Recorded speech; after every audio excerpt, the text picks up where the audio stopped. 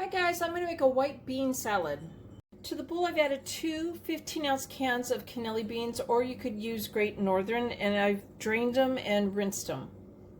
This is 3 celery stalks chopped, 2 carrots peeled and chopped, and 3 green onions. These are Mexican green onions, so they're a little bit bigger.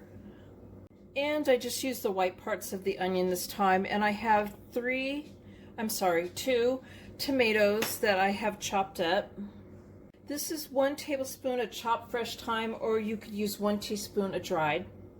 This is 2 fresh rosemary sprigs that I've chopped up. You could also use 1/4 teaspoon of dried, crushed really well. 1/4 teaspoon of garlic powder, 1 teaspoon of salt, and 1/2 teaspoon of black pepper. 1/4 cup of fresh squeezed lemon juice, 1/4 cup of red wine vinegar.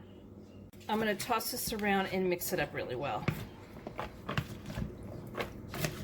Now I'm adding 2 tablespoons of olive oil. You want to add the vinegar and the lemon juice first before the olive oil, because you don't want to coat everything with the olive oil and then none of the seasonings will stick to the vegetables.